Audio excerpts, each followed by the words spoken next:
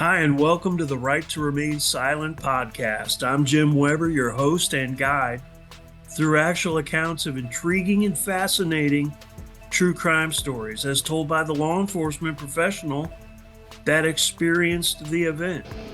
The Right to Remain Silent podcast makes no exaggeration of fact, doesn't glamorize details, or sensationalize reality. The format here is basic. Real stories from real cops. Lastly, please don't forget to like, follow, subscribe, and share. Doing this will help me continue to provide you, the listener, with captivating and relevant true crime stories. Now, let's listen in on today's episode.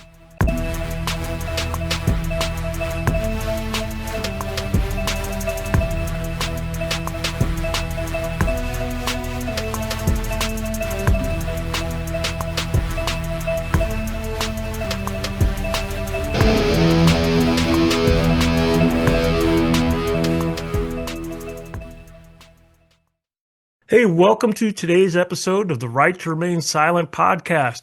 I'm your host, Jim Weber. Today, I am honored to welcome a guest whose journey in life exemplifies talent, hard work, personal growth, and perseverance. Oliver Peck, a world-renowned tattoo artist, an expert in the American traditional tattoo style, a TV personality, a successful entrepreneur, and now a popular podcaster. Oliver, hey, I appreciate you taking the time to join me and talk about your story today. All right. Good morning, Jim. Yeah, I appreciate it. Let me, like many people, Oliver's faced setbacks or challenges in life, but what kind of sets him apart is how he addressed those adversities and how he achieved success. And today we're gonna kind of drill down a little bit and talk about that. He's gonna discuss a couple obstacles that he's faced and how he overcame them and the mindset that fueled his long-term success. Again, welcome, Oliver. I appreciate you. Well, thank you. All right. Hey, before we get into the conversation, I thought I'd read your bio. So, Ah, listeners, who wrote this bio? hey, I kind of did a little cheat sheet. So if I All misstate right. something, just correct me. All right. I got it off your website. Okay. Okay, cool. So yeah, if I misstate something, just jump in there and say, "Hey, bro, that's not right." Oliver Peck owns the world famous Elm Street Tattoo Shop in Dallas, Texas. He starred as a judge on the hit TV show Ink Master seasons 1 through 13. He began tattooing when he was just 19 years old in his hometown of Dallas, Texas. And he has perfected the precise American traditional tattoo style, making him one of the best and well-known old school American traditional tattoo artists in the world. In 2008, Oliver tattooed his way into the Guinness Book of World Records when he completed, I think, 415 tattoos of the number 13 in a consecutive 24-hour time period. He's one of the most traveled tattoo artists on the circuit, tattooing all over the world, Europe, including England, Ireland, Italy, Germany, Sweden, Norway, over in East Asia, Japan, and Thailand. And I'm sure there's more places that he's been and tattooed. Um, Oliver, I'm an outsider. I'm not in the tattoo industry, but I'm an outsider kind of looking in, and it just seems to me like you've put in such hard work throughout your career and made such a huge impact on the tattoo industry. And, again, an outsider looking in, it seems like you're a legend in that industry. So, again, I appreciate you taking the time. Well, a lot of very flattering comments, so thank you to that. Yeah. But I mean, I'll start off by saying I've always been a workaholic with whatever it is. And with tattooing, finding something that I really love to do, it's like my favorite thing to do. So it's people think I'm even more of a workaholic with tattooing, but really tattooing is like my escape from everything. I can Yeah. anything's whenever whatever's going on, I can just sit and tattoo forever and not even I mean it's killing my body, my hands and my arms and my neck and my back and all that, but it's like uh it doesn't, do what you love and you'll never work a day in your life, they say. Yeah. Yeah. But I Exactly. somehow I somehow found out a way to do what I love and then also add on a bunch of other jobs. Spin-off. Yeah. Yeah, good deal. And I've been fortunate over the years to kind of meet up and be a client of yours and just having those conversations with you, while we're sitting there for hours and you're doing your work. It just you exude the love for the tattoo industry, and it's obvious just by interacting with you and interacting with folks at your shops and various shops that you guest at. I've never heard a person say a negative thing about you and your work ethic. So, and that's Now kind there of what might have we're been going a to few focus negative on. things out there. You can't do something for 30 years and not do a little bit wrong. Oh yeah, I hear that. Well, that's how you learn. And that's kind of what we're going to get into a little bit here today, is people make mistakes and how they overcome those mistakes and achieve success. And kind of springboarding off that, years ago, I had stumbled across, it was a short video, or I don't know if you'd call it a documentary. It was about 10 minutes. I found it super interesting on so many different levels. It was kind of just like an inspiring story about aspects of your life. And I think it's called In Focus, Get to Know Oliver Peck. And I think I found it on Spike TV's website, looked at it a couple times, shared it with my friends. And you had talked about many things in your life, kind of your philosophy, your outlook on life, your outlook on work, and having a positive mental attitude. And I thought, man, that's so true. And you mentioned some adversities that you encountered during your career, kind of in the beginning stages, when you're a young man getting into the tattoo world. And you were kind of open about that in that video, and I've heard you mention it, when we've spoke before and in other videos. Um, but let me, for folks that aren't familiar with you or familiar with that video, could you just kind of tell us how you, one, got into tattooing at an early age? What motivated you? And then we're going to kind of talk about that lifestyle and the path that led you down for a little bit.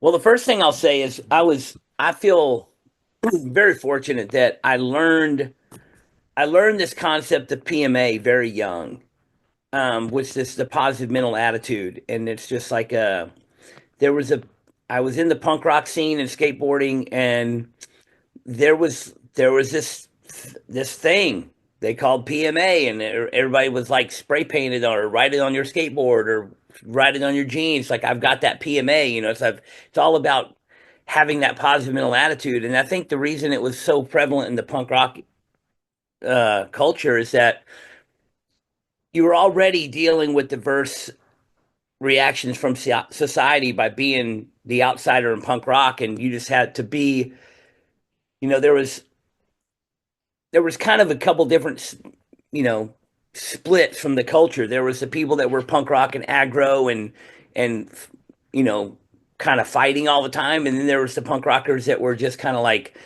you know, into self-expression and wanted to be positive and stay happy, and it kind of just I kind of latched onto that pretty quick, and I realized that I saw a bunch of people doing things that uh, and just being happy about who they were. And I realized I latched onto this concept of PMA, and I realized that no matter what you're going through, your attitude is is what's going to get you through it. And the way you react to things is what's going to determine the next step. So when something happens, your reaction is how you is what course you take.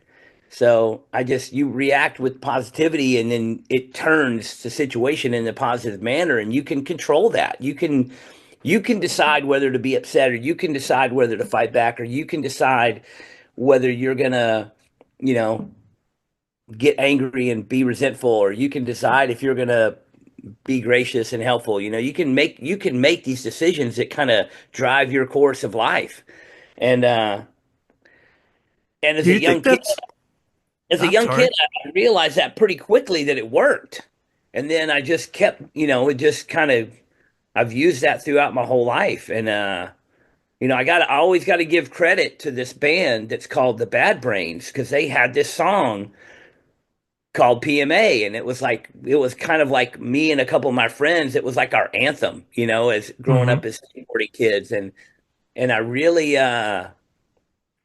and now it's just like a lot of people, it's pretty common. A lot of people I know have the tattoo, PMA tattoo. A lot of people, have that kind of, just be positive, be happy, be, make it a conscious decision to be positive and not just react to everything that's going on. Because the one thing I learned also, like my grandfather said when I was a kid, he's like, things don't, shit's not happening to you.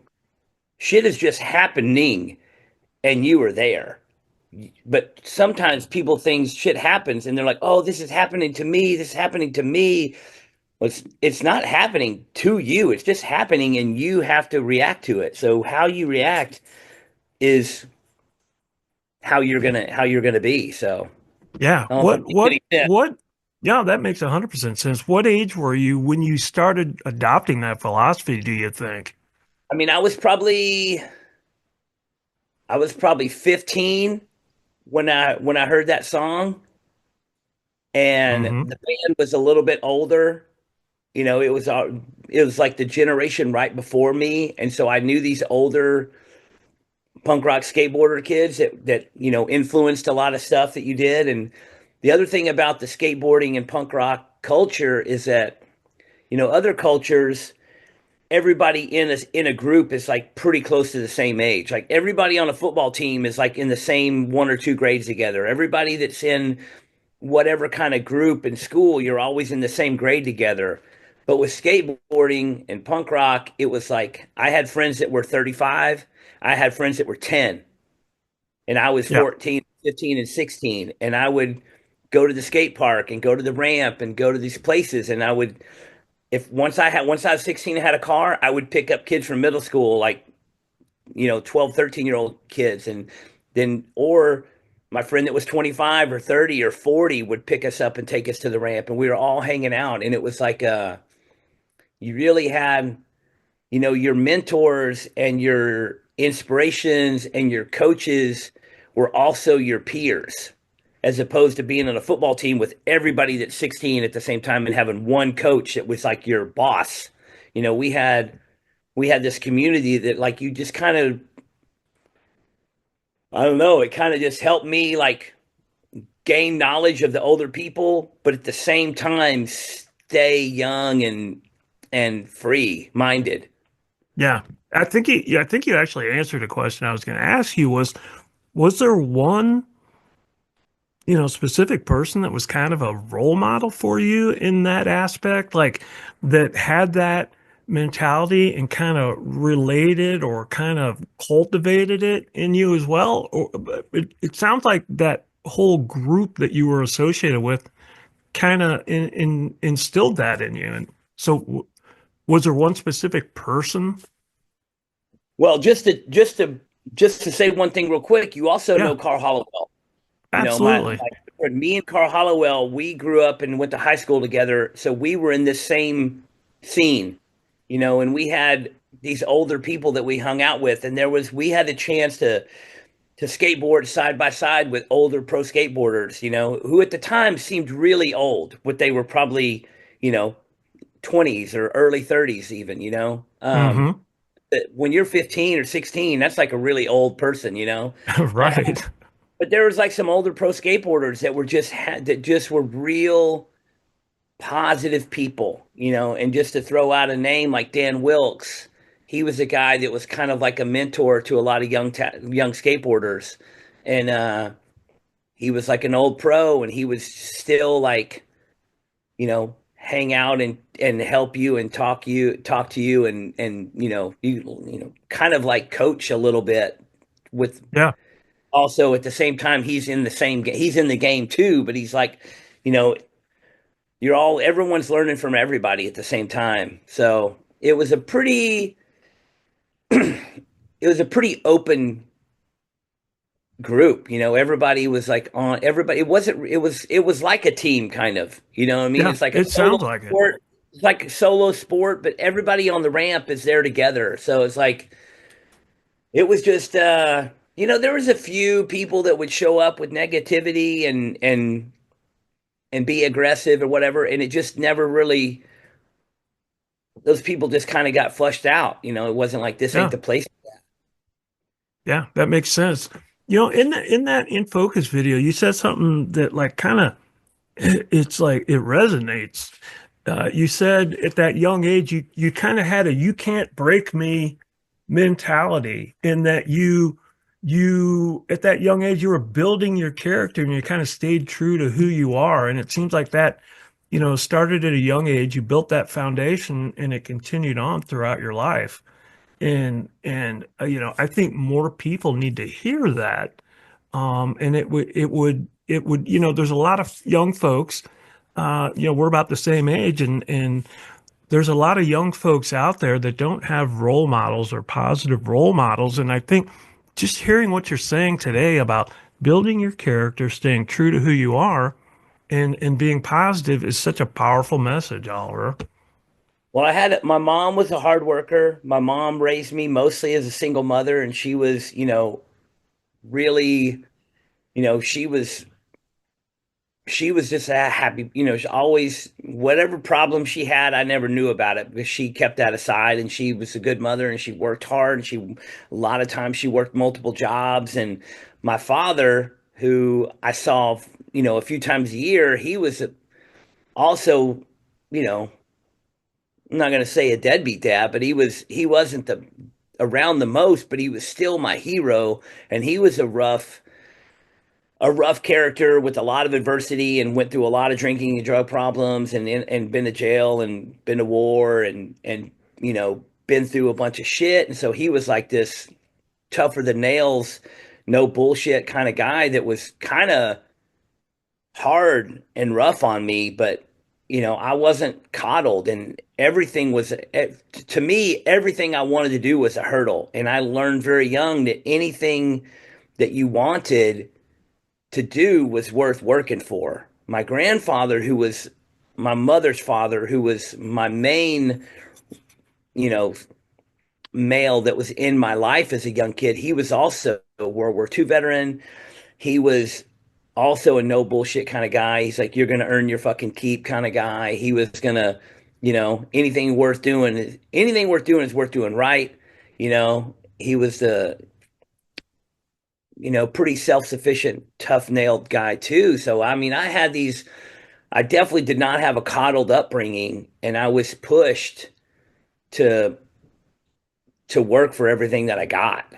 My Yeah. mom didn't have a lot of money, so if I wanted a new skateboard, I had to mow lawns and get extra money and buy that skateboard. When I learned very young that when you work for something, you appreciate it. I had a lot of friends that parents bought them whatever they wanted, and they just didn't really care as much about their things or their stuff or their what was going on. And I do see that being a big problem with some of these generations of people over the last couple decades is people aren't forced, to work for things, or people aren't forced to earn things. People are just given a lot, and it shows big time. Oh, 100%. It's funny you say it. It's ironic. Like I'm an old dude, but I had kids later in life. So I have a son that's 14.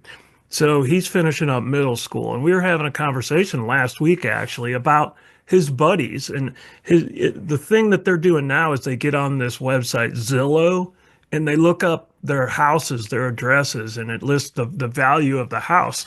And my son was talking about his buddy that had a $2 million house. And then he looks up our house, my son does, and it's nowhere near $2 million. And he was talking about his buddy and how nonchalant the kid is about, yeah, it's not that big of a deal. It's a $2 million house, and we've got a vacation home in another state. I think it was Colorado. And that's just an example of what you just said. Like this kid, it's handed to him on a silver platter, and he doesn't work for it, and he clearly he doesn't appreciate what he has.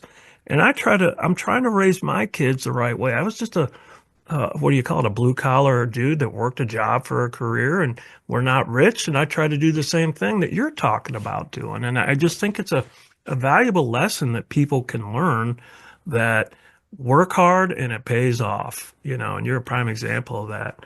But let me kind of start walking down the path here about you. And as a young man, you start gravitating towards a career, and you focus on the tattoo industry, and you get into that.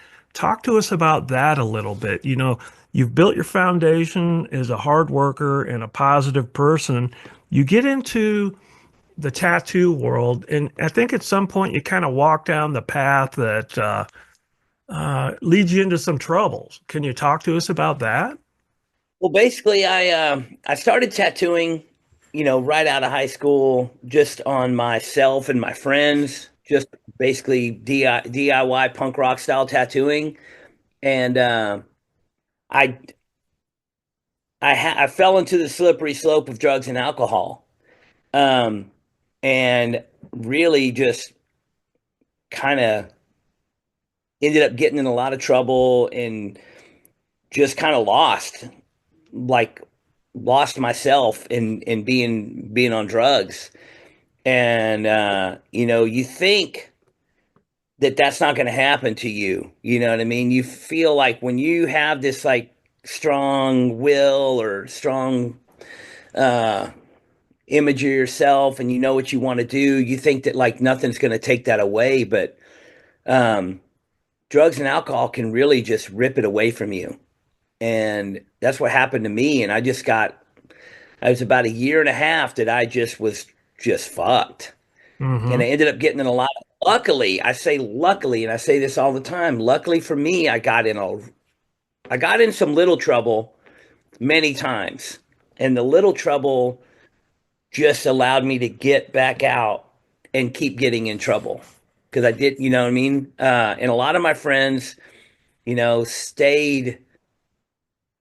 stayed in that for 20 or 30 years. Some people are trying to get sober right now from when we were, 20 years old. Luckily for me, I got in a lot of trouble. I got caught with some LSD and I was looking at serious time and I ended up doing 7 months in jail. And during that seven, when you go to jail for a weekend, you get out and you're right back where you were Thursday night and you're ready to party again. Right. It doesn't hit the pause button, doesn't do anything to you.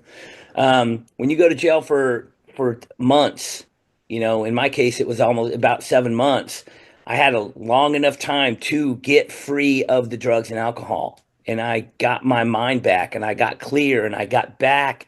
And luckily, I was raised with this strong foundation of this strong will, and I reverted back to all those lessons from my grandfather, and I got out of jail, and I was like, you know, I didn't go back into the bullshit.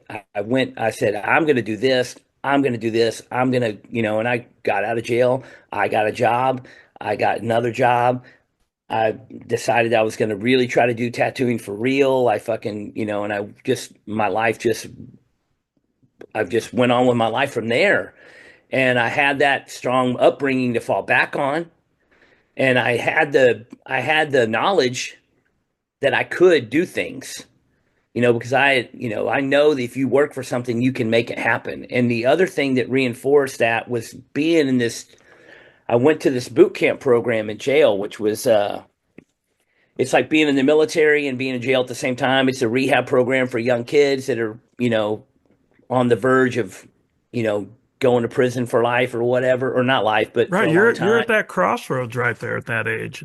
And I was also everything that lined out just was so lucky for me because this program is for people that are 21 and under. And I was like a few months before my 21st birthday when I got Mm. sentenced.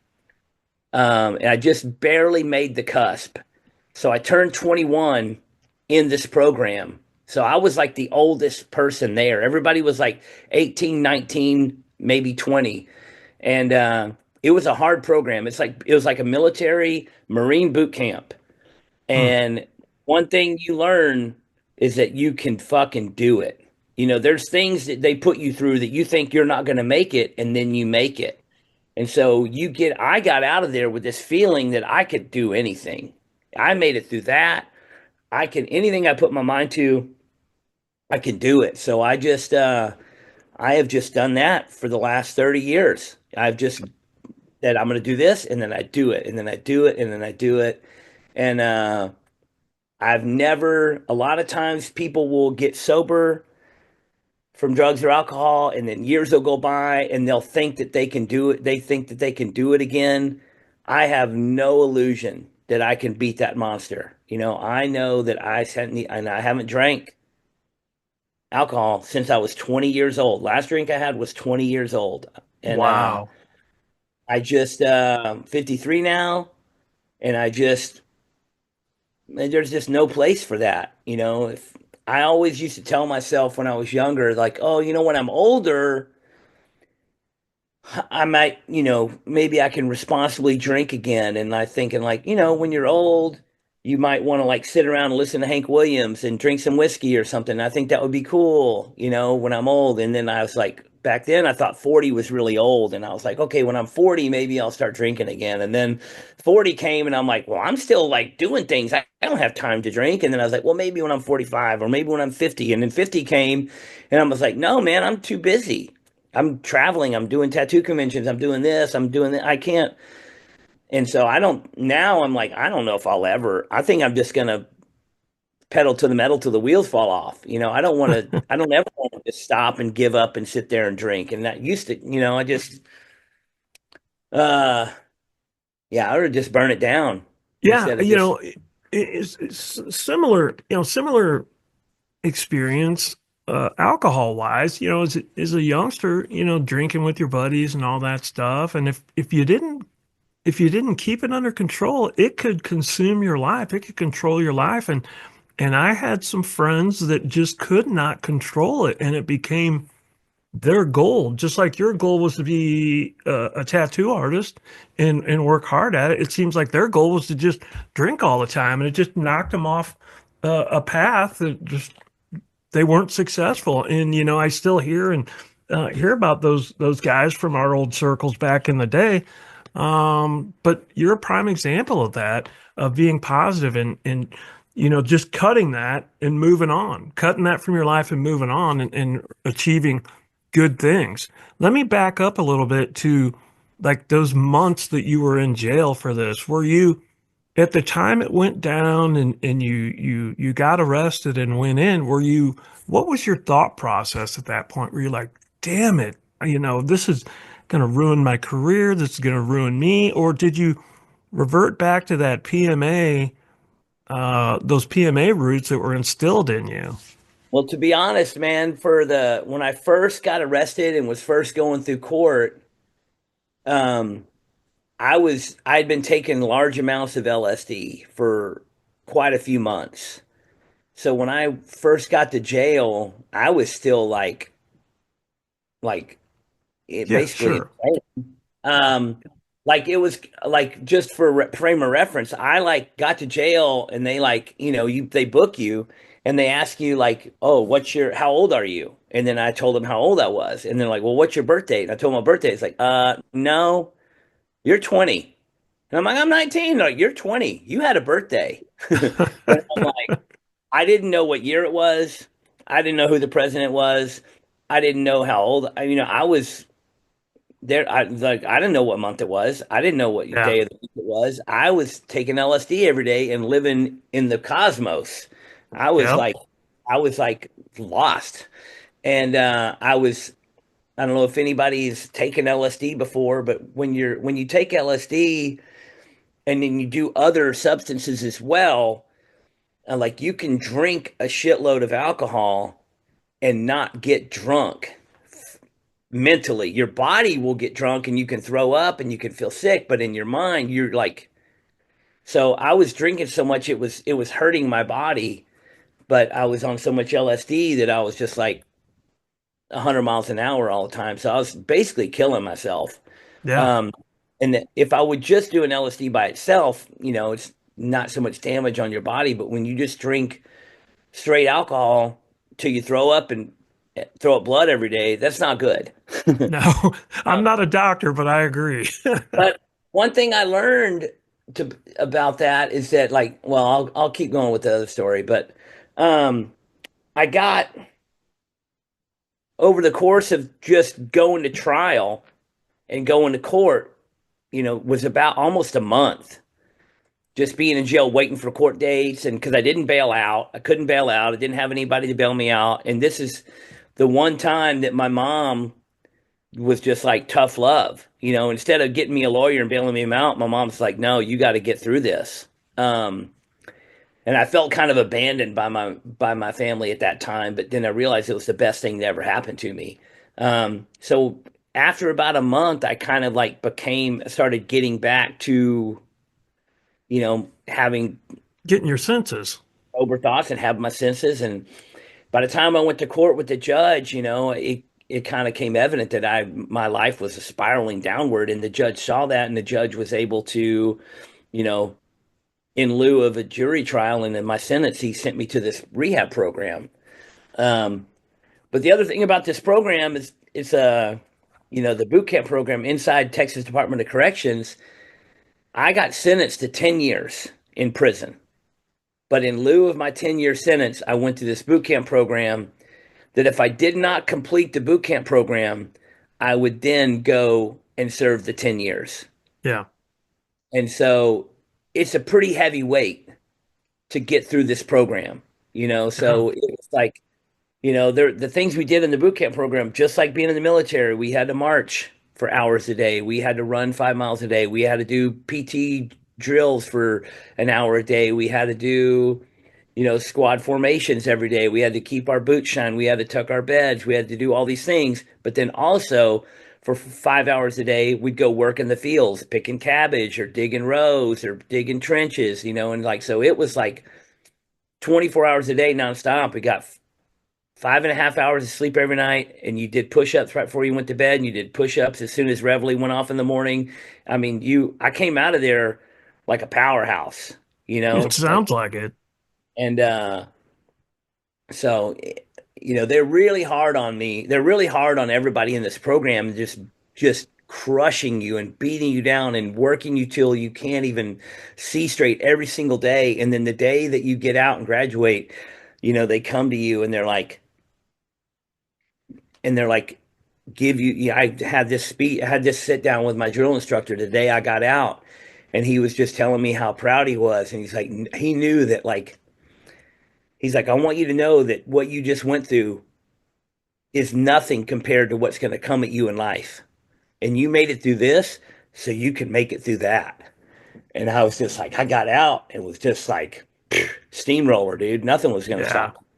Yeah. Yeah. It sounds like it kind of reignited that desire or that motivation that you originally had instilled in you of the PMA. And that was like PMA on steroids, essentially getting out of that The things, program. the things they did to these kids in this program is probably not even legal now. You know what I I mean? would Like, imagine. Yeah. we were, Did you have kids dropping out or, there was kids that did not make it. yeah. How And there long was it? Was it the entire time that it you was were three it in? was 3 months basically in the military boot camp. It probably seemed like an eternity. Oh man, it was like my life. It was crazy, but I mean, it's Yeah. like I remember it like on the. You can't ever forget these things that I went through, and just insanity. But I mean, like it was rough. Yeah. Like you would be forced to do things, and nowadays people would like try to complain to HR. You know what I mean? Right. Right. They would beat you over the head with the boot, you know, and throw you to the ground and kick you in the ribs and make you do 100 push-ups until you threw up, you Yeah. know, and Wow. then it was rough, That's you know. serious motivation. And I was like, we are gonna die. The first couple of weeks, you're like, I'm gonna die in here, Hmm. and then the whole time you were right across the road from another unit where it's like the real prison, We're Yeah. inside a prison, but we're across the road in gates from another prison, and you see the other workers, and it's like when you're working in the fields, you're literally in this field with guys on horses and shotguns at every row, like ready. It's like you're in Like prison. old school Cool Yeah, Hand Luke, you man. see the other prison across the way, and every day they tell you like that's where you're not gonna make it through this program. You're a fucking pussy. You're never gonna make it through this program, you little fucking piece of shit. You're gonna be right across the street in that prison for life. Once you get in that prison for life, you think you're only gonna do 10 years? You ain't doing 10 years. You're gonna do 30 fucking years. And there's beating you over the head, and you're like, your life is over. You wasted it, you ruined it. You're never gonna make it. And it's every day they tell you this. And so Yeah. you have to be like, you have to and because you go to prison, you get in a fight, they add time. It's like Right. it's hard. Most people that go to these major prisons, they end up. It's hard to do less time. You're going to get shit added on because it's rough. Yeah. You don't Yeah. want to go there. You don't want to go there. No, So, that sounded like I don't even have the words. I couldn't imagine. Like that sounded like quite an experience, and but and it sounds like it paid off.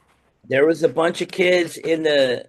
I remember pretty early on in my experience, I was in the barracks, and there were some young kids that were kind of gangbanger kids, and they were like talking about when they get out, them and their homies are gonna run the hood and steal cars and sell drugs and be in the gang and blah blah blah, and saying all these things. And I was like, you know what you guys are gonna do?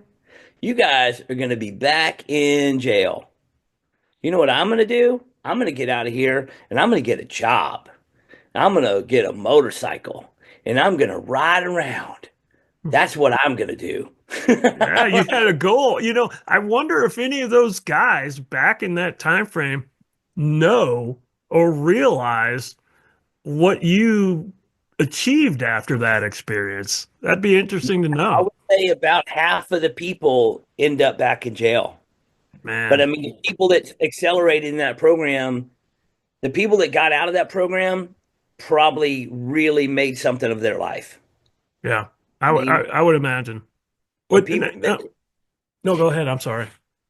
I'm just saying that the kind of person that can fight their way through that, you get out of there knowing that you can do anything. And so I Yeah, was just,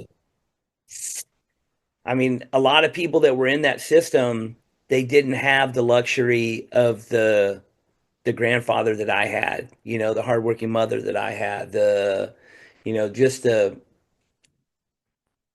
I was raised as a young kid, like, when something had to get fixed, when we had to put a new garage door in, we did it. When we had to build something, my grandfather was a steel worker and a carpenter, and I learned all those skills from him. And I was like, I knew that I could get a job somewhere.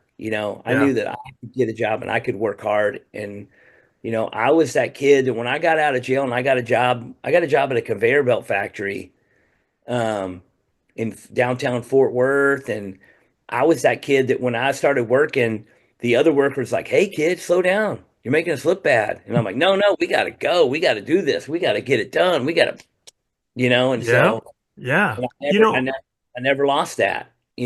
So I think we came from a generation of that was kind of instilled into us. Hearing you talk about your background, it reminds me of mine. Like my dad raised me to if you were putting up a fence, you dug the fence holes, you put the fence up. If the engine blew on your truck, you replace that engine in the truck. He instilled that work ethic in me as well. And I think that's kind of lost in today's maybe, and this isn't a slam on, it's just different, I think. And it's kind of lost in today's generation of youth that are growing up. It's like, eh, hire somebody to put up a fence. Hire somebody to put a new engine in your truck. I just think maybe it would be more helpful in society if we kind of circled back to that type of behavior of something that needs to be done, you do it. well, people think that they can't do it. People think, "Oh, well, I can't do that, so I got to get somebody else to do it." And there's a great saying. I know you know it, but the saying is, if you think you can't do something, or you think you can do something, you're right. Yeah. Oh, yeah. 100%. You think you can't do it, then no, you can't do it. But if you think you can do it, yes, you can. Yep. Uh, there's it's That's spot on.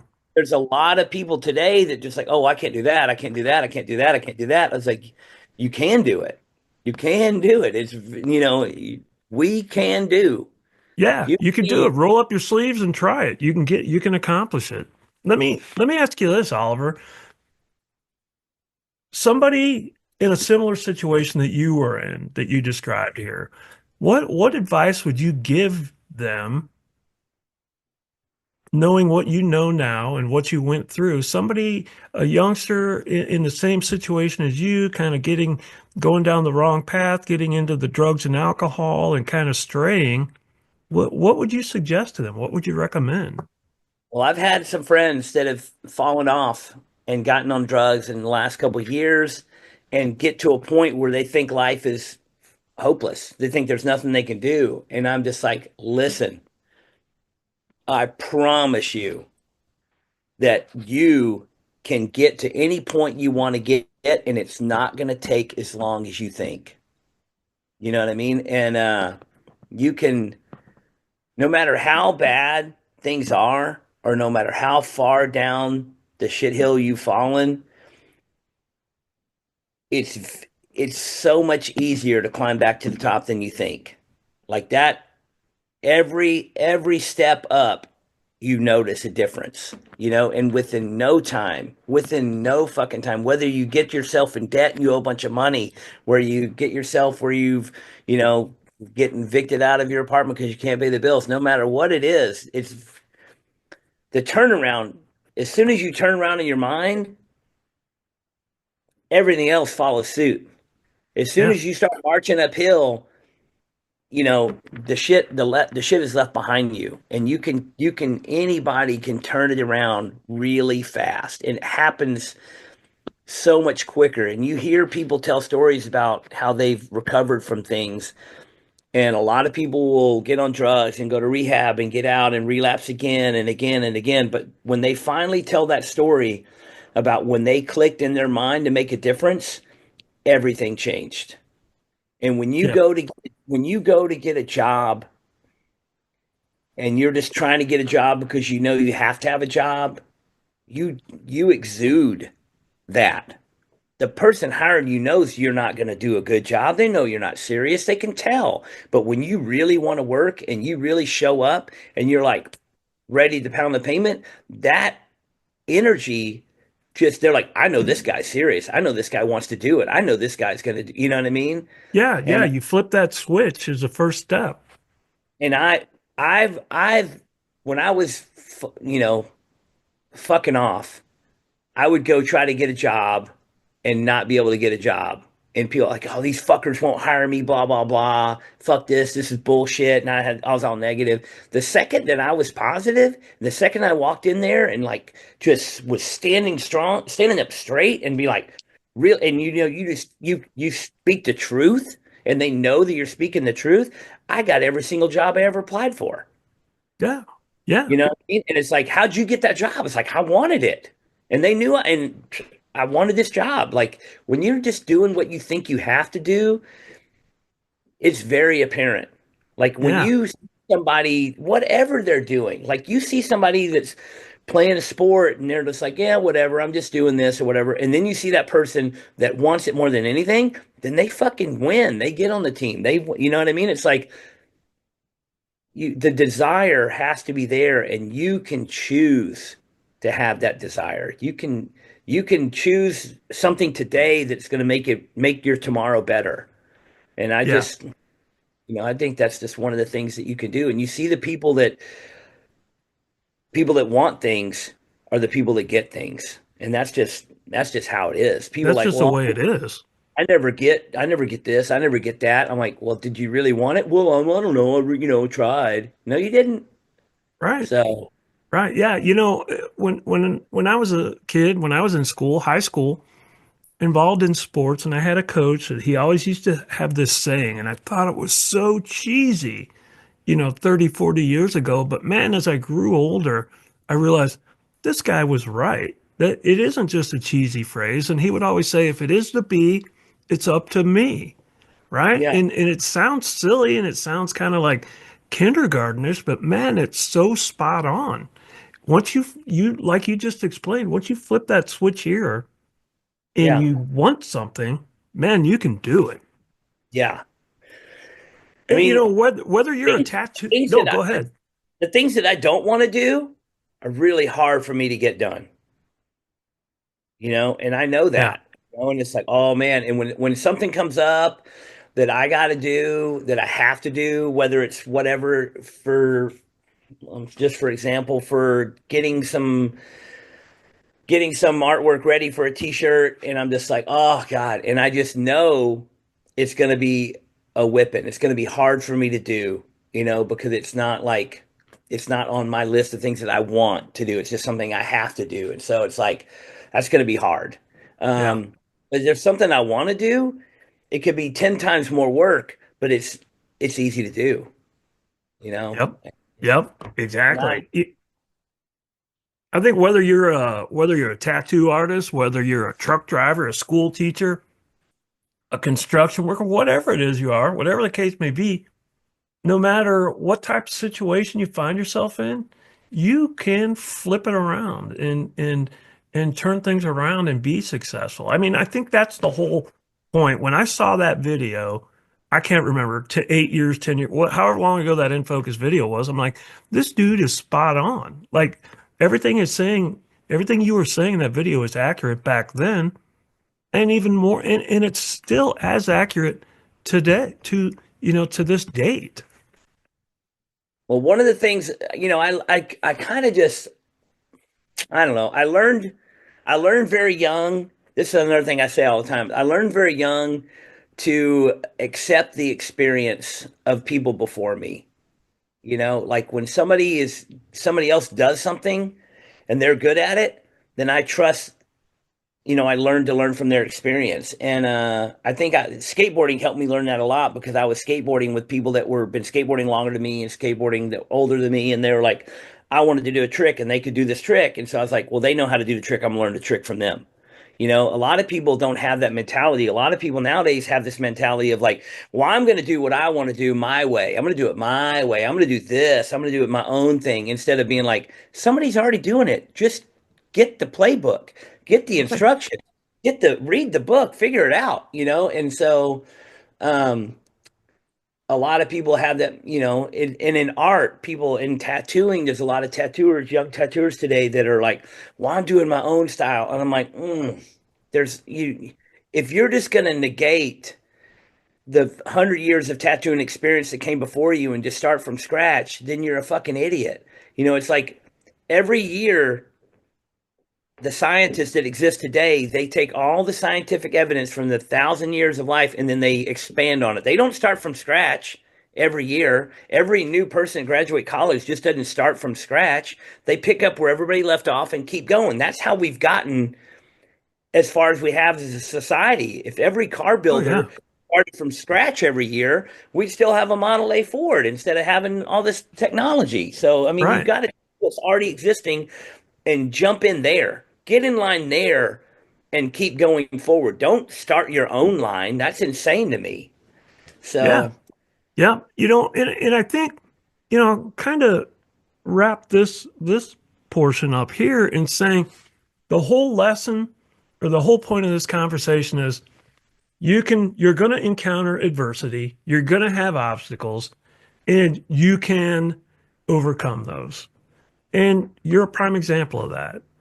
And that's the and, whole point of this conversation here. and you can't devalue the power of your own mind and your own will and your own decisions. You can't say that it's not up to me. And I will say one thing that I can say that most people can understand how powerful their mind is, for example, for me, it was school. Like I didn't like going to school. And so in the morning, going to school, oh, it's hard to wake up. Oh, I can barely get out of bed. Oh, I can barely move. I don't feel good. I feel sick. I'm hurting. I have a headache. And you go to school and you're at school all day and you're miserable and you're like, oh God, I can't wait, whatever. And for everyone, it might not be school. For some people, it might love school. For some people, it might be church. Some people, it might be a family dinner. For some people, it might be whatever it is, whatever situation you're in that you don't want to be a part of, your body will manifest all that negativity. For me, it was school. Every day, it was like torture. And then I'd be at school all day, just lugging through, lugging through. And then school at the end of the day, 10 minutes before school's out, my body starts lightening up. I start getting happy and I'm staring at that clock. And the second that bell rings, it's go time. I am pumped. I'm happy. I'm at the skateboard ramp. I'm living my life. I'm living a dream. Things are great and I feel good. I don't have no headache. I don't have nothing. I have this positive energy. I am like on top of the world. And then the same thing Saturday morning. Saturday morning. You know what happened Saturday morning? I am jumped out of bed at 5:45, 6 a.m. because I can't wait to get up and do something the second the sun is up. And I jump out of bed. I feel great. I'm ready to go. I'm boom, boom, boom. And I have energy and I have positivity and I am jamming till I fall over dead asleep at 2 in the morning. And Yep. then and then Monday morning comes and I can barely get out of bed because I don't want to go to school. So I realized that. I was like, man, I realized that when I don't want to do something, I feel it physically. My body manifests this negativity. When I'm excited about something, my body feels that. My body manifests that. I don't like waking up early in the morning on a regular basis, but when there's a motorcycle swap meet, I'm going to be at that swap meet at 6:45 when the sun pops up. So I'm out of bed at 5 a.m., getting ready, loading the truck, loading the trailer, jamming, and I'm the first one in the parking lot. But any other day of the week, I'm like, oh God, I don't feel like getting up. Yeah. So everybody should take that and think about it and remember those times when there was something you didn't want to do, how your body manifested that negativity. And then think about when there's something you wanted to do, how your body manifested that positivity. And then you can choose to manifest whatever you want in life. You want to be excited about something, you want to get something done, you can get your body in that. Your body is going to follow suit. Your mind is in control and you can decide what you want. So that's Yep. that's the PMA. That's the Yeah. choice of making decisions to be happy. And that can make life so much better. I couldn't, you're spot on.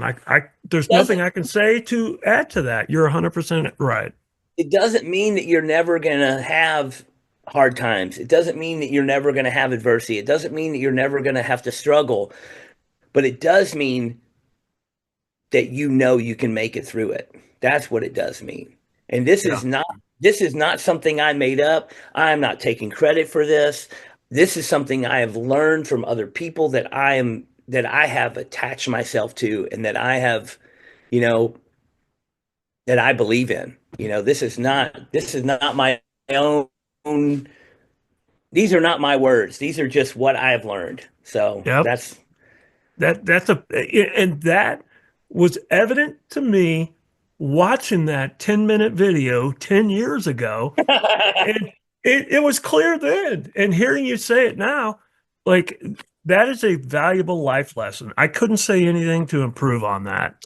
So let's leave it at that about that aspect. Um, now that we've talked about some serious stuff, let's kind of lighten it up a little bit. Can we talk briefly about tattoos in the tattoo world?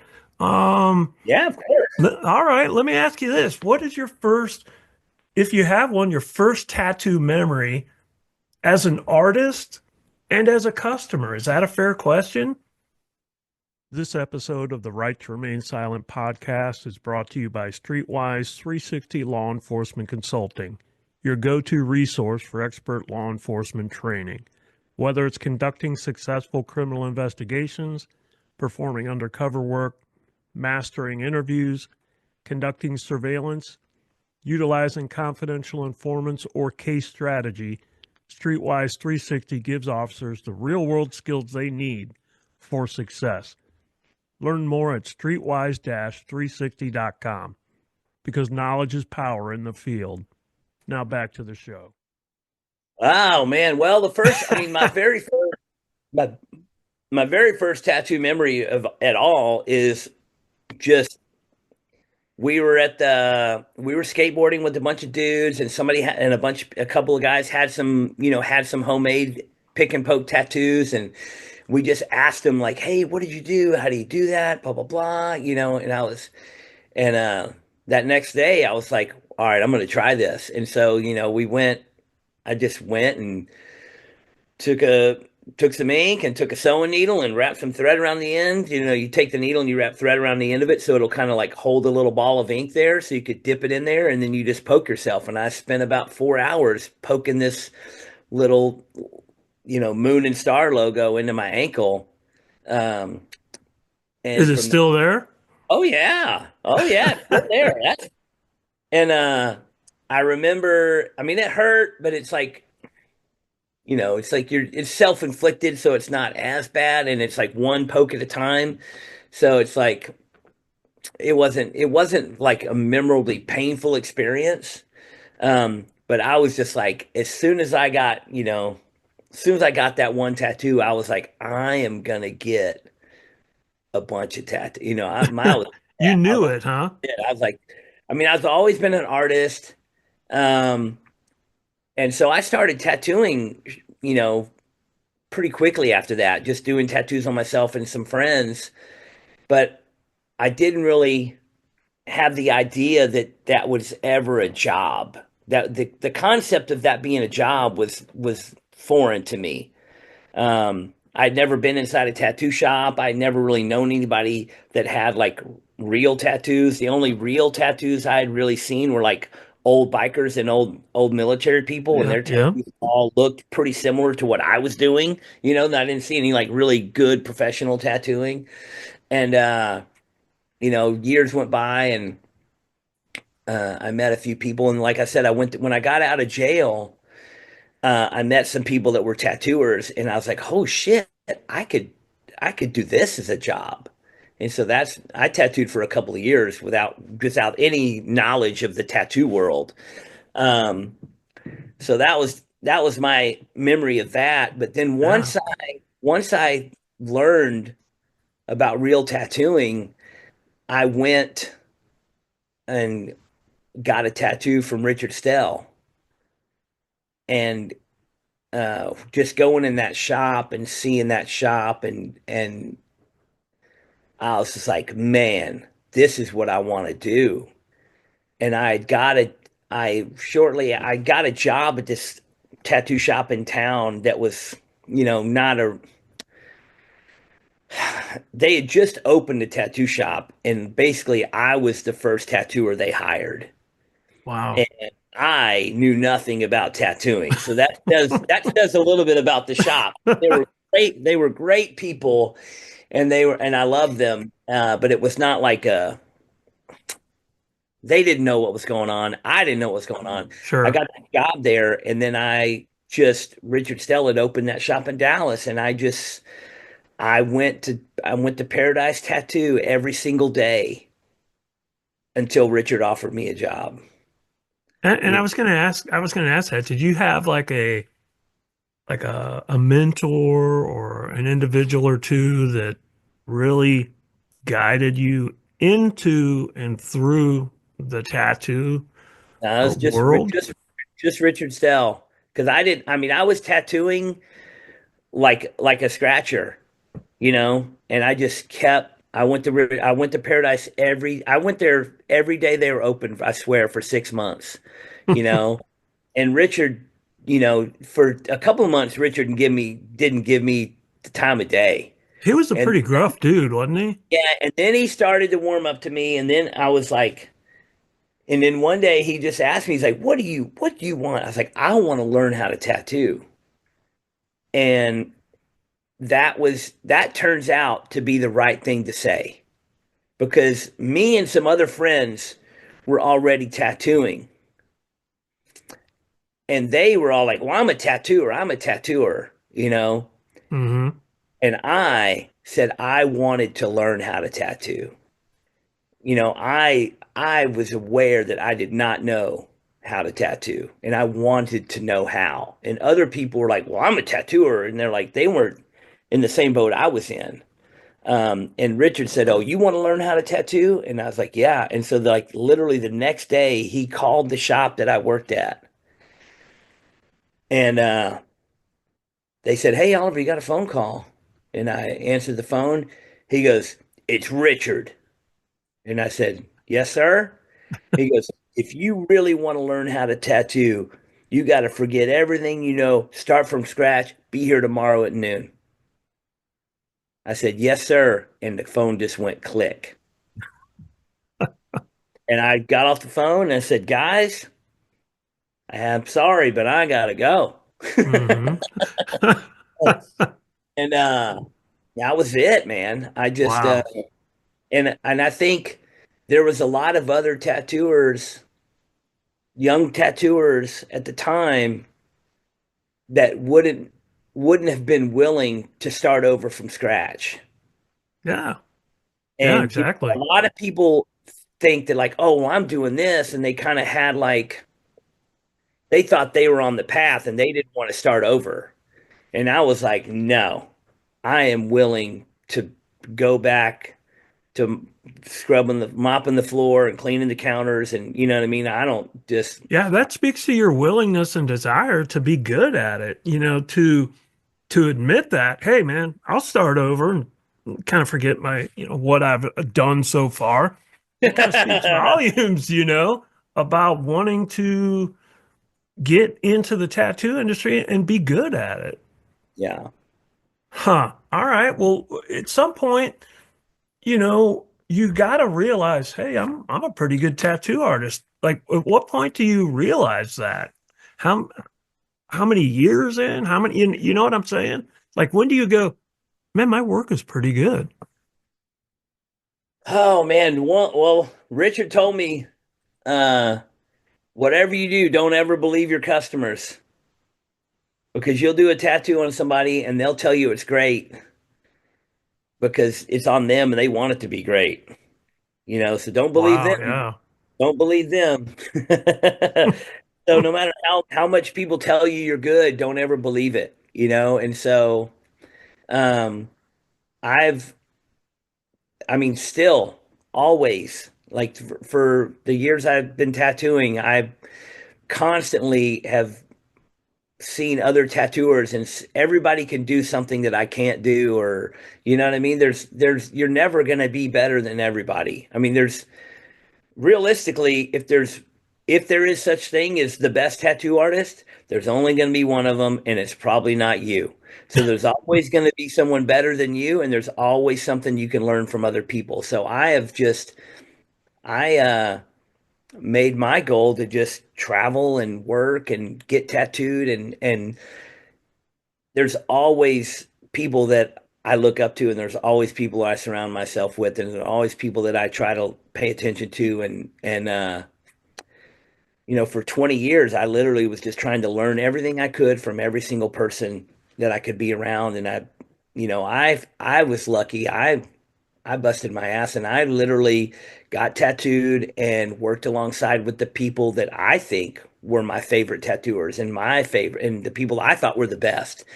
And I got to see, I learned a lot of stuff from a lot of people, and sometimes I could do what they could do, and sometimes I couldn't do what they could do. And sometimes I realized that like not everybody can do everything, so you try to just pick up what you can. And I've now this last few years of tattooing, I have kind of like settled into the realization that, you know, at this age, my I'm happy to be to the point I'm at, and I'm try to just do good tattoos and do solid tattoos and do what I know I can do. My days of experimentation are over. So I don't try things that are out of my wheelhouse, and I just stick to doing straight traditional tattoos. And you get older, your hands hurt, your eyesight goes, and just things start to diminish. So you're now I'm at the Klingon stage of just clinging on to my ability till they completely fade away. Because it's something you can't do it forever. I'm gonna Right. do it until I Right. can't do it anymore. And so I'm just like I'm just happy to be doing what I'm doing. Yeah. Let me ask just a couple random tattoo questions. What's the oldest person that you've tattooed? Do you have I any mean, I've idea? tattooed I've tattooed a handful of people in their 80s. Wow. Um, and I remember, yeah, I don't remember what year it was, but a long time ago, I tattooed a lady who was in her 80s, and at the time, it was the first person I'd ever tattooed that old, and it was crazy, and the skin, a lot of people's skin after 70 is way different. The old people's skin is pretty crazy, and it's limiting on what you can do. The skin is fragile, the skin is brittle. Um, so the first How'd she older, take the pain on that? she was fine. She didn't care at all. She was like, "Oh, that's it? Whatever." Like she's 80 years old. She's been through enough shit. A tattoo is nothing compared to real life. Yeah. You know? And so but I didn't know really how to tattoo that skin, and so, it did not really turn out so great. But over Hmm. the time, the more you tattoo, the more everybody's different and every body part is different. So you know, you kind of learn what's possible and what you can do, and you try to give everybody the best tattoo you can. A buddy of mine who was had pretty much an entire bodysuit, but stopped under his shirt, and then he retired, and I'm not sure, he's probably 70. Um, but after he retired, he came to me and said, "Hey, now that I'm retired, I want to like take my sleeve down the rest of the way." And he had, he's all his tattoos were pretty old and done when he was younger, and they look really good. And I was like, "Well, you know, it's not going to be the same now that you've got some areas." He's a motorcycle rider. His tops of his arms are sun beaten from 50 years of being in the sun. I was like, there's gonna be, so I mean, I did his whole arm, and it turned out great, but it didn't turn out as good as if he would have been 30 years old. Yeah, that makes sense.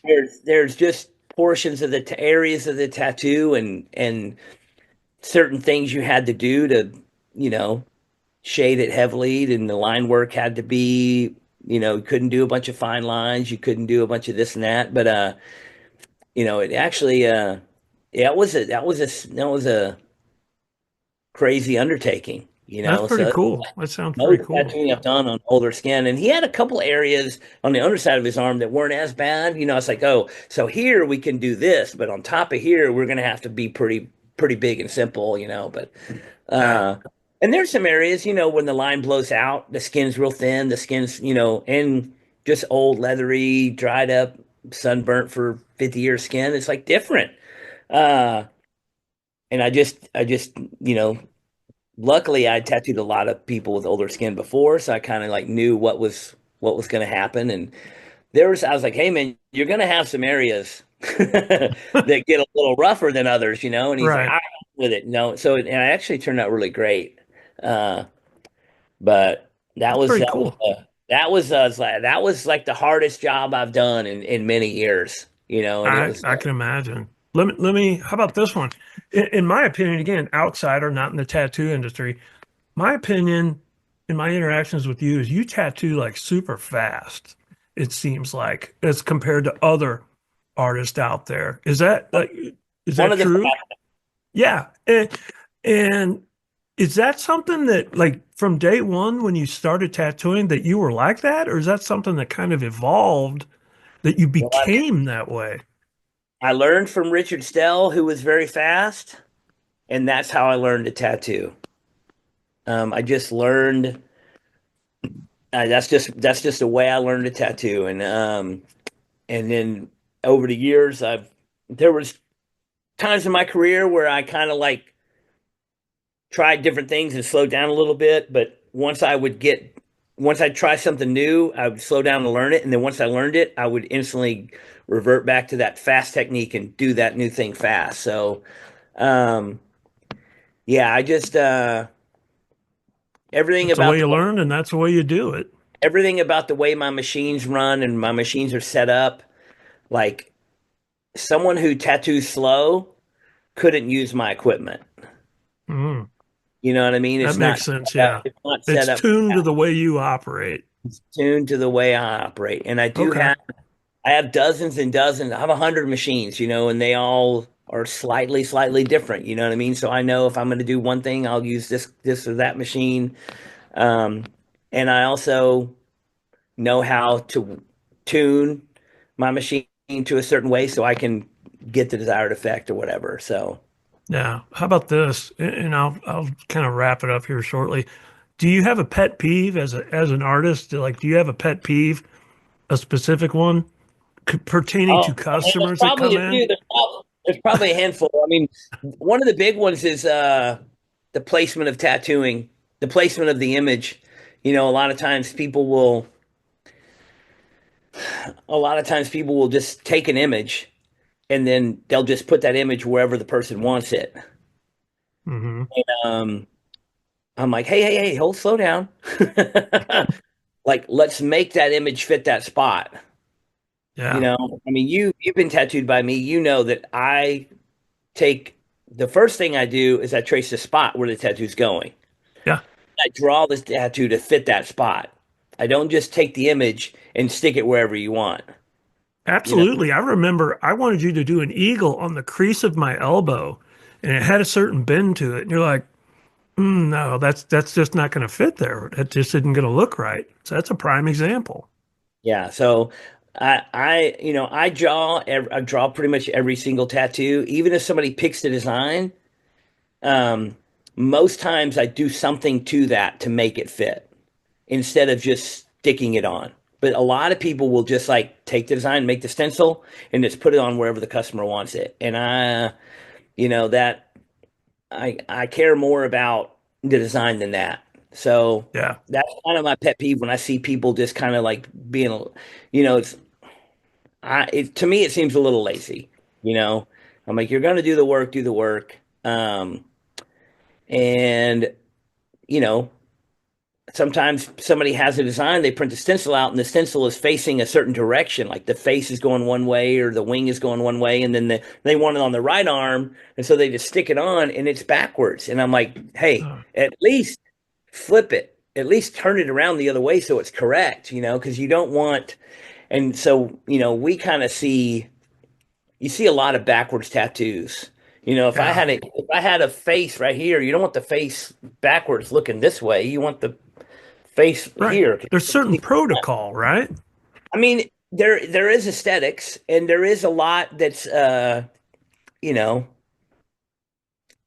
you know, taste is one thing, and opinion is another, but there are certain aesthetics that are pretty much rules that look better. You know Yeah. what I mean? So, I mean, there's always a way to break the rule if you know what you're doing. But if you're just lazy and don't flip the stencil, then you're not breaking the rule. You're not creating something new. You're just. You know what I mean? You're like, Yep. oh, I don't follow the rules. I'm doing my own thing. Well, you're not even making a conscious decision to do anything. You're just putting the stencil on it. If you have a reason or you're going to make it fit, then I can understand that. But um, yeah, I think a lot of people just kind of don't think about a lot Yeah. of things. There's a lot of things I think about when I'm designing. Composition is very important, and making something fit the spot is very important to me. And a lot of tattooers don't I see a lot of people with tattoos on their arms where there's a tattoo kind of close to another tattoo, but not close enough and not far away enough. And so it's like now you're when I do a tattoo on somebody's arm, not only am I thinking about what tattoo I'm doing, I'm also thinking about what tattoo it's next to. I'm also thinking about what spot I'm leaving open for the next tattoo. because if I can't just throw my tattoo on a random spot and then ruin the rest of the arm to not be able to fit something else. Yeah. So I got Yeah. to be conscious of putting my tattoo close enough to the other tattoo that it fits and not putting it at a distance to where there's nothing you can put between it. Because I've seen a Yeah. lot of people ruin a spot. Now they have areas on their body where you can't put another tattoo and it doesn't fill up the spot and it doesn't fit. It's just like they didn't think about the past or the future during this Yeah. They process. didn't All they they didn't think consider about the the big now. picture. You got to think about you got to think about the big picture, just like you said. You can't just like, oh, well, I'm just doing this tattoo now. Who cares what happens later?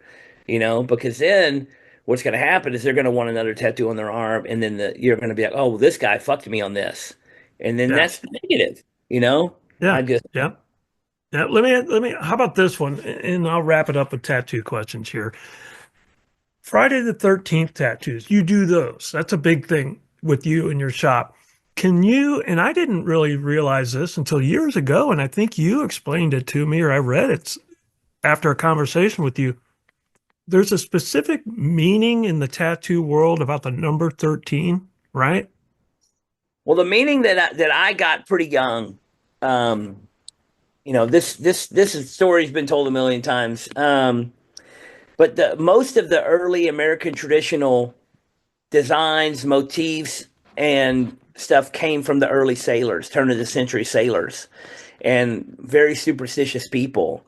And they did a lot of things, you know, uh, based on their superstitions, and getting tattooed was one of them. And the number 13 has notoriously been known as the number of bad luck for thousands of years. The history Right. goes back thousands of years with the number 13. And so sailors embraced that mentality, and they, being superstitious people, um, they would get the number 13 tattooed on them so that when bad luck came their way, bad luck would see the 13 and see that bad luck is already there and keep going. That was the idea about getting a number 13 tattoo. And I just heard that story when I was really young in tattooing, and I just love that little tidbit, and I just kind of Yeah. just love that. I love that little idea, and I love that superstition, and I love that kind of mysticism. And it just kind of, you look at Tattoo Flash from the turn of the century till now, you know, you're gonna find, you can't look at too many pages of Flash before you find the number 13 in there somewhere, Yeah. and Yeah. tattoo artists all over the world, from Flash designs from every single decade. There's number 13 sprinkled throughout. And it's kind of, I mean, there's no other, if you were to look at every piece of tattoo Flash that there is, or every tattoo design, there's no other number that's going to stand out like that. The number 13 Yeah. is the number that's in the tattoo designs. There's really no other number that stands out that prominent. There's a bunch of 69s here and there from the 70s from the Biker Flash. Um, but really that's it. Yeah. Yep. That's a pretty cool story. When I heard that, I'm like, man, that is cool. I like it. I Yeah, can't talk to it Oliver. made me want a 13. you Hey, know?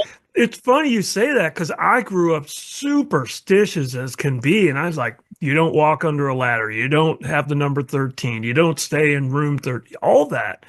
And when I heard that, I'm like, that's pretty cool. And I've got a couple 13s tattooed on me now. So just because of that story, I like it so much. Well, I can't talk. No, go oh, go, ahead.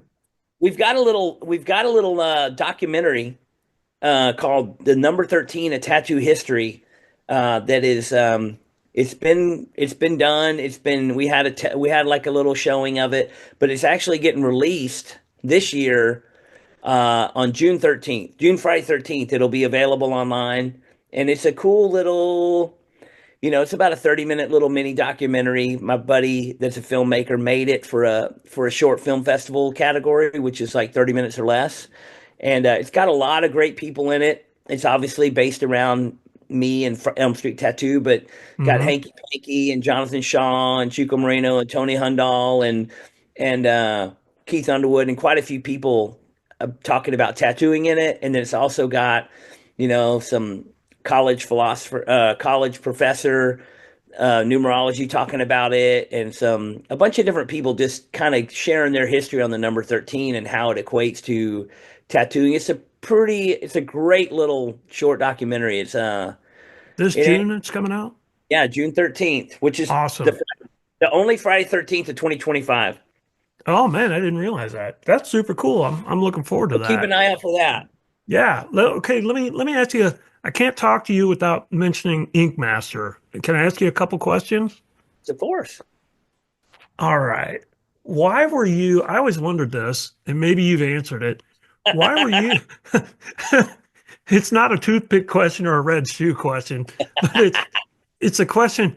Why were you the guy that always went down to the room and called the contestants down to be judged? Why were you that guy? Did you enjoy it, or Uh, what's the scoop on that?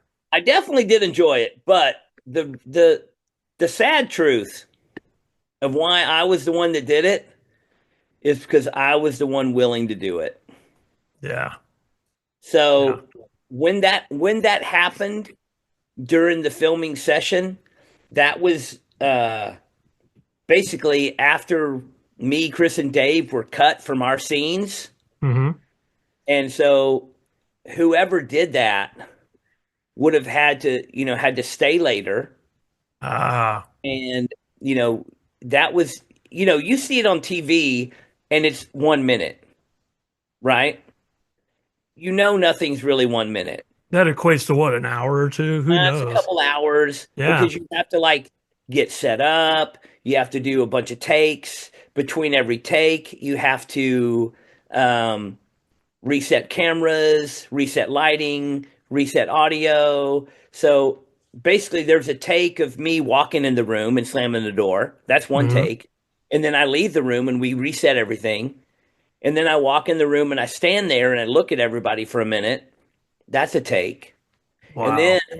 then I go back in the room and I say the judges need to see so and so, so and so, and so and so. And then that's a take. And you got to do that with all the cameras looking at me. And then you got Yeah. to go back in the room and do that again. And I say it again with all the cameras looking at them.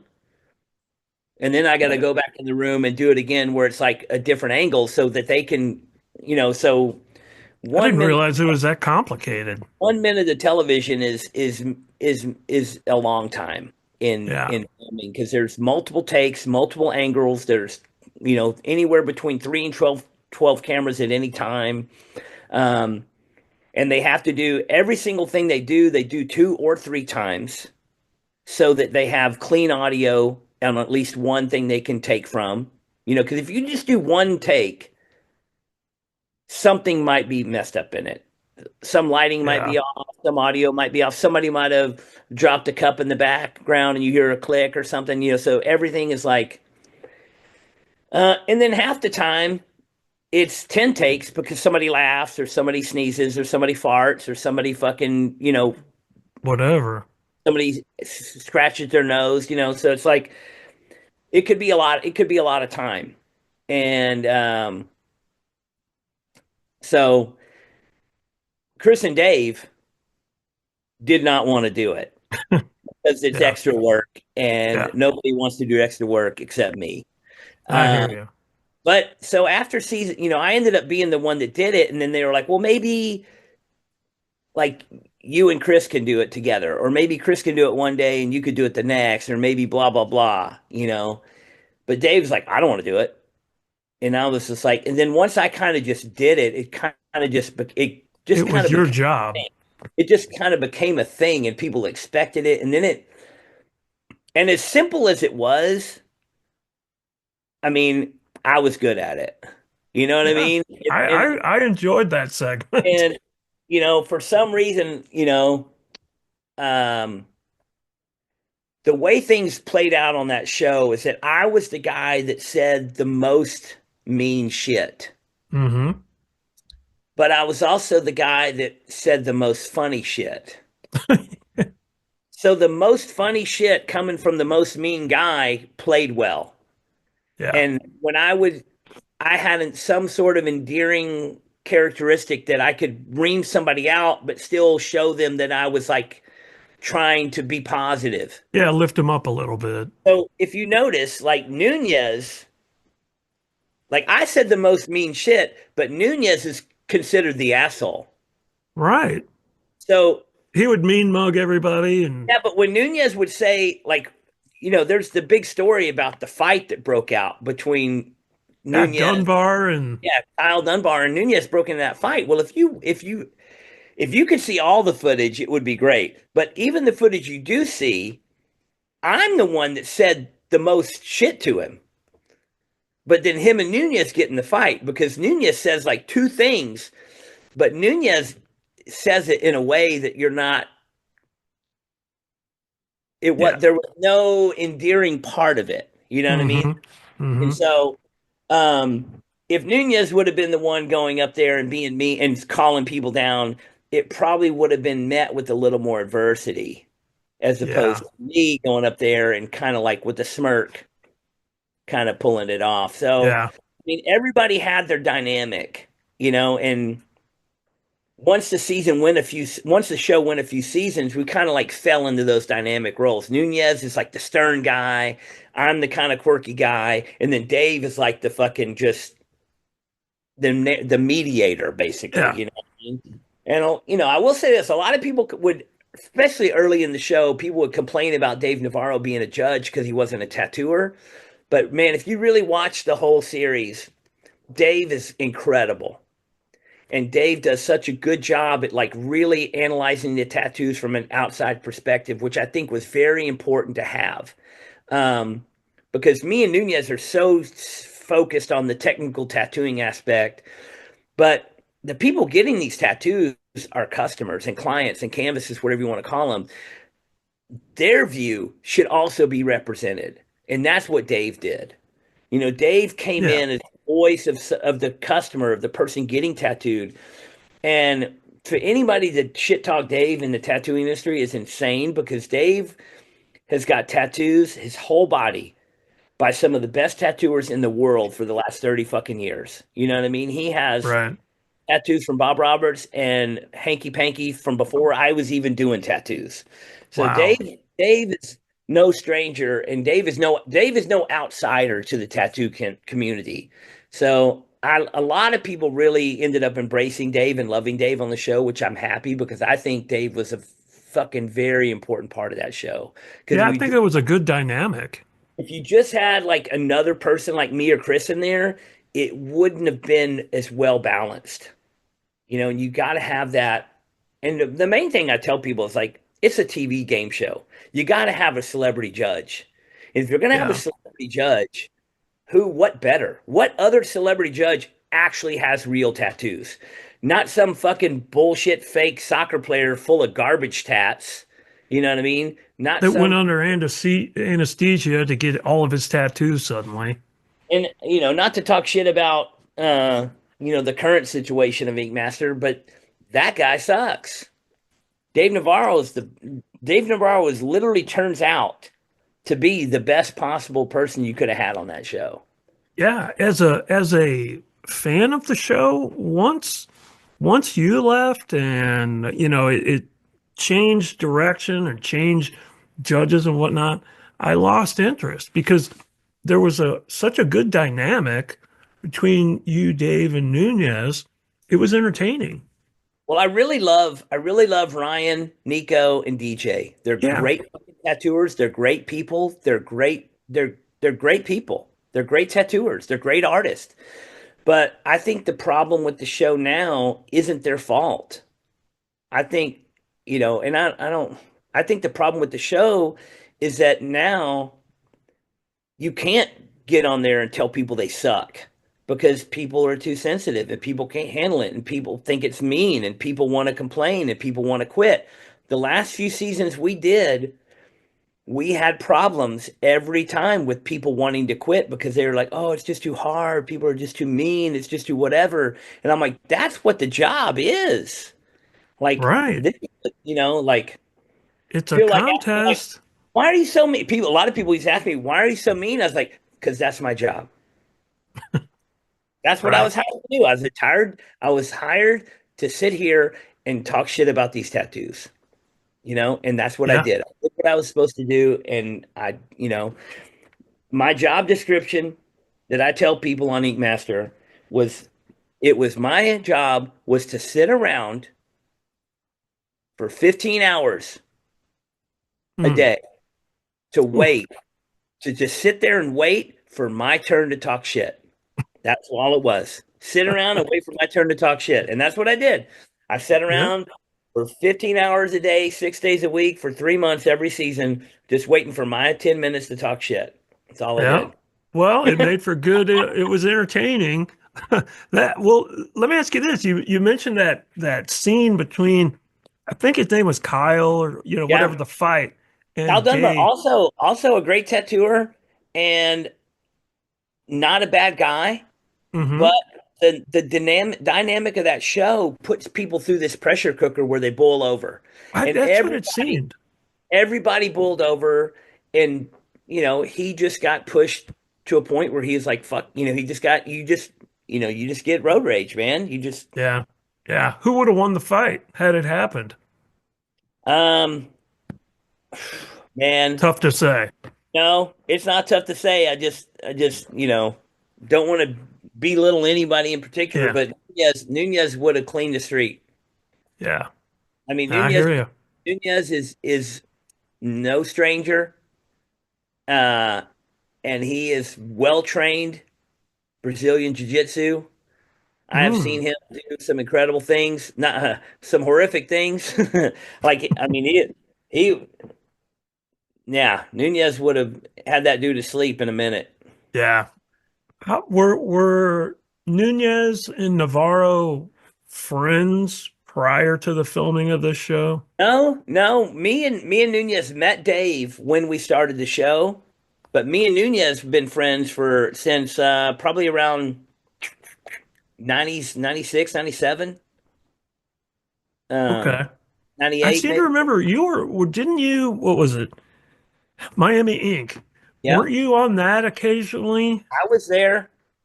That's right. I seem to remember that. And because you kind of came onto my radar prior to that show, like just reading tattoo magazines. I used to go to the gas station and buy Oh yeah. tattoo magazines and stuff. And I seem to remember reading articles about you. And that's kind of how you originally came on my radar. And then saw you on that. And I'm like, when I get old enough and I can afford it, I want to get some quality work, you Well, know? before TV shows, tattoo magazines were how any tattooer was anybody. You know what I mean? I was Yeah. in a lot of tattoo magazines. I traveled to all the tattoo conventions around the world. I did a lot of stuff, and so when the Miami Ink came out, a lot of people knew who I was before that. And then I was there through most of the Miami Ink filming. A lot of times I was in the background. A few times I would say a few things, but Hmm. the way they filmed that show, there was a lot of editing, so we would be in that shop for hours and hours and hours and hours,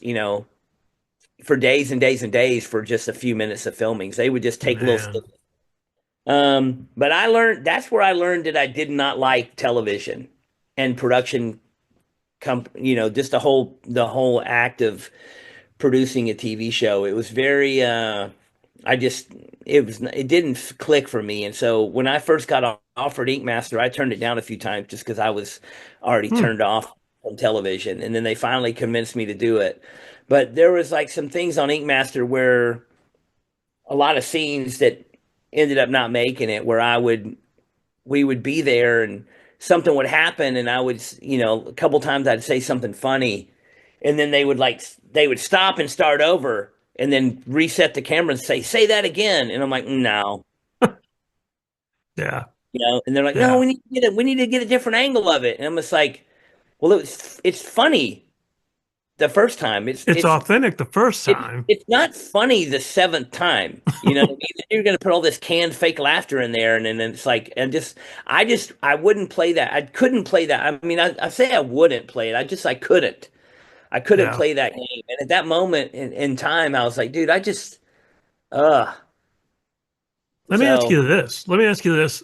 And Maybe you'll answer it, maybe you won't. I won't be offended. When you were filming Ink Master, you had a conversation with me. Like when I was a client of yours, you did some tattoo work, and then at the same time, I think you're filming. It was out in New Jersey, Jersey City Tattoo Shop, I think it Yeah, was. yeah. I got some work done out there by you, and you had mentioned something about where you were staying while you were out there in New York. Not necessarily in a hotel, but the how you were living out there. Would you Yeah, discuss that? I was living in the RV in the Yes. RV park in Jersey City. Yeah, I didn't know if you'd discuss that. I found that like I didn't even realize they had those in the big city. Well, that's the closest RV park to New York. And it's like right on the bay in Jersey City. There's like a marina and an RV park. So it's probably the worst RV park in the country too, because it's just a gravel parking lot with zero amenities Hmm. and it's super expensive. Um, but if you want to park an RV near New York, that's the only location, you What know. was it like driving an RV up into Well, you couldn't that drive into area? Manhattan. You had to drive around. Man. Couldn't go through the tunnels or the bridges into Manhattan, but you had to drive around. For tour buses, like bands tour buses to drive into New York City for shows, they have to take one particular bridge and they have to just drive in, unload, and drive back across. They can't park, they can't stay. So Hmm. there's like a staging parking lot at like the hockey stadium in New Jersey where they turn around and go stage, which is like an hour drive away. So then when the tour is over, when the show's over, the tour bus have to drive back in. But the first season of Ink Master, they had us in a hotel. And you think that's cool, you think it's luxurious, you're in a Manhattan hotel, but I'm here to tell you that for me, the kind of person I am, being in a hotel for 9 weeks is miserable. Like Yeah. I did not enjoy that. Dave loves a hotel. I am not that kind of person. I hated being in a hotel for that long. A hotel for a weekend might be nice, but I'm telling Yeah, you, dude, that's a long time. and then also, so season two came along, and we're in a big, even nicer hotel, and I'm just like, this is insane. And you know, I did some light investigation into the hotel situation, and I'm like, dude, I'm in this hotel for 9 weeks. This hotel is 300 plus a night. Ooh, I'm just like, whoa. I do not like wasting money like that. yeah, I mean, I see that as money down the toilet. And so definitely.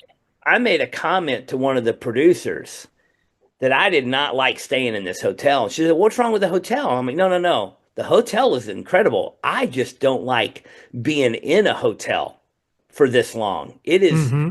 It is a weird life. Yeah, it is a very strange existence, which I did not enjoy." And I mean, some people might think it's the greatest, but I just was like, I did not like it at all.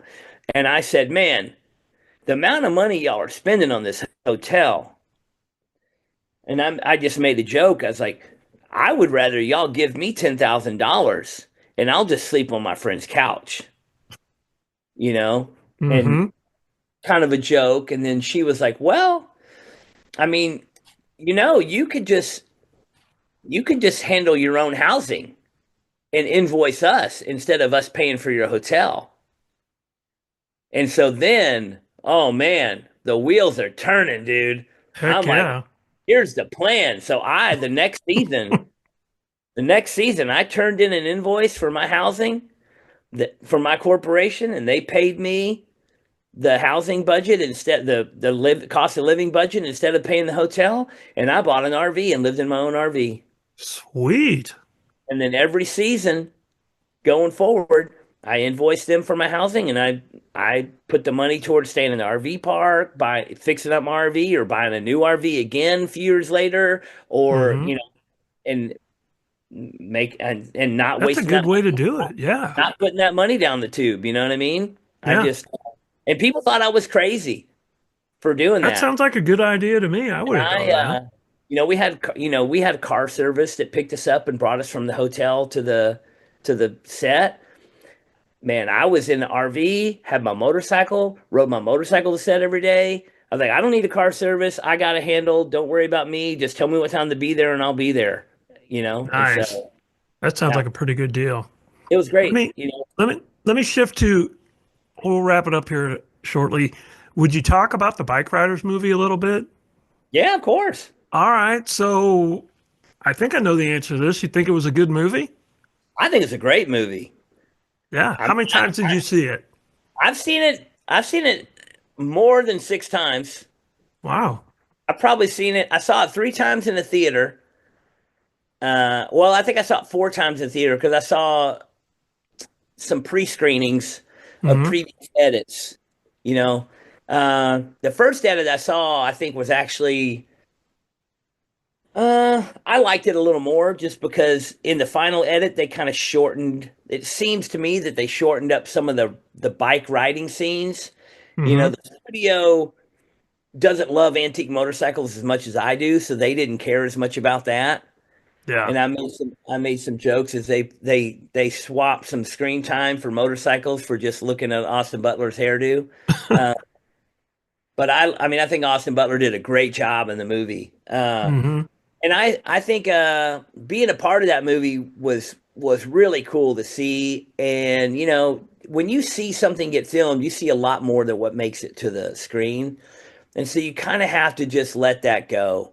Because there's a lot of things I wish would have been in the movie, and I wish it would have had a more of the long shown riding scenes and a lot more of the motorcycles. But that's just me. I'm the Yeah. motorcycle guy. Yeah. Um, Yeah.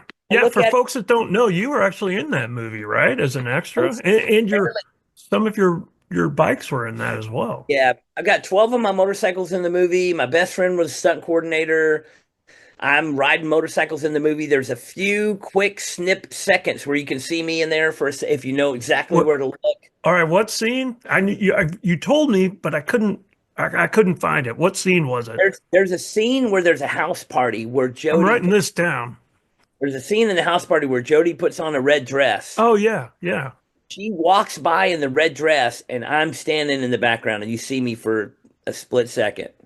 All right. All right. I'll check it out. You're a movie star. Okay. Add that to your bio Yeah, from bud. earlier. But man, I think it just came out really good, man. I think the soundtrack is and the way the soundtrack was used in the movie is one of the best that I've seen in a long time. And the first couple times I saw the movie, I was so much paying attention to the scenes and the music and the motorcycles and what happened in the storyline, trying to see how it all, comparing it to what it was like seeing it get filmed. But the third time I saw the movie, um, I just I just kind of like actually saw it relaxed and just Yeah. watched it instead of like scoping every scene, I just kind of let it flow. And it really sunk in how great the score is and how great the music is and how there's a couple of just beautiful scenes that are just I think are iconic. But as far as just a regular old movie goes, I think anybody could enjoy the movie. And I think a lot of the Mhm. motorcycle people kind of complain about it not being chopper enough or not being it cool enough or whatever. But it's a love story, man. It's a drama. You know what I mean? It's a Right. movie.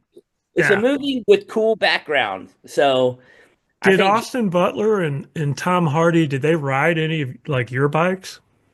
Tom Hardy was riding one of my bikes in the movie, and Austin Butler was riding my best friend's 1965 Panhead.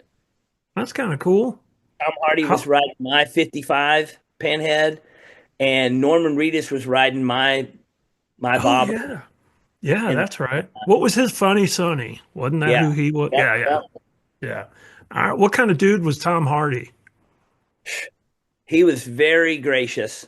He was very cool, and I'll say he's as down to earth as he can be in a person in his position. Mm-hmm. You know what I Wow. mean? Yeah. people like Yeah. that, people like that don't really, they don't really live in the same world as we do, and Right. they are out of touch with the normal person. But he understands that, and he was very sweet. He was very cool. I tattooed him, I think, 3 or 4 times during the course of the filming. Really? He wanted to get tattooed, so I tattooed him. We hung out, That's cool. and there's a lot of times when we were on set that shit was going down that I won't talk about. That I just went and hung out on his trailer and hung out with him, and Wow. he was super cool. My buddy Norman Reedus, he was only in the movie for a very few scenes. Mm-hmm. And they filmed all those scenes within just a few short days. So even though it kind of goes across the movie, he Right. was only on set, I think, 1 week. Oh, So I only wow. got to hang out with him like 3 or 4 days. But That had to be awesome. it was great. It was Yeah. really great. And Were there any outlaws like the Outlaw Motorcycle Club? Were any of those dudes there as like consultants on no, scene? not as consultants, but there was a lot of the people riding extras in the bike in the background were, people that they recruited to come be extras. And so there was just Mm-hmm. a lot of local motorcycle riders in Cincinnati that ended up getting to ride their bikes in the background. They had to have a casting call and they had to get approved and they had to it was, that was a pretty funny process, but there was a handful of people that were just riding their bikes in the background, which is pretty cool. Huh. That's pretty sweet. Hey, let's. I've taken so much of your time. Let me kind of wind it down here. I appreciate you. Yeah, no Can problem. you? Hey, what are you up to now? Like, you want to share what you're up to? Like, what you're doing lately? You're traveling. You got Oh, Elm Fest coming up. I'm busy, man. Yeah. I just did a Wichita, Kansas tattoo convention last weekend. The River City Tattoo Expo in Wichita, Kansas. I did that. The weekend before that, I did Salt Lake City Tattoo Convention. The weekend before that, I did Fresno Tattoo Convention. The weekend before that, I did San Angelo Tattoo Convention. Wow. And this next weekend coming up, I'm doing a tattoo convention in Oroville, California. So I'm actually leaving this evening to drive to California. Wow. I didn't realize that. Man, I appreciate your time even more. That's crazy, dude. When you said you're going to do this till the wheels fall off, you weren't kidding. Yeah, so I'm driving. I'm actually driving tonight, and tomorrow I'm recording a podcast in Arizona, and then I'm driving to Northern California, north of Sacramento, doing a tattoo convention, and then Monday I'm driving to Utah to work at the Buffalo Nickel Tattoo. Hmm. Uh, and then Wednesday, I'll drive home back to Dallas. And then coming up here in the next couple weekends, we have the Texas Fandango Motorcycle Show in Fredericksburg, Texas. Motorcycle show, chopper show, swap meet, races, tattooing. Um, and Is that's that the like, one where people camp at it? There's oh, cabins yeah. you can Oh, rent yeah. and tent camping and Yeah, yeah. tent camping and RVs. And it's at the fairgrounds in Fredericksburg, Texas. Great event. And then and then Elm Fest is coming up in May. So Yeah, yeah, excellent. And like you're doing this podcast, What in the Duck? I mean that, yeah. that's time consuming in itself. Yeah, I just recorded episode yesterday with buddy Mike Carrera from the band MXPX. So that'll be coming out That's soon. cool. And How then let me I've been meaning to ask you. I can't remember his name, but he was a guest on your podcast and he's like I don't know what you call it, a videographer or he does that type of stuff. I can't remember his name. was it Justin Wilson, maybe? Yes, yeah. My That's the question guy. is, did he do the In Focus video that No, no, okay. that was Original Media. That was the company Okay. that made Ink Master. They made that video. Okay. And then Justin Wilson is the guy who made the 13 documentary that's coming out in June. Okay. Awesome. All right. I'm going to look for that. So, hey, we're going to wrap it up, Oliver. I appreciate your time.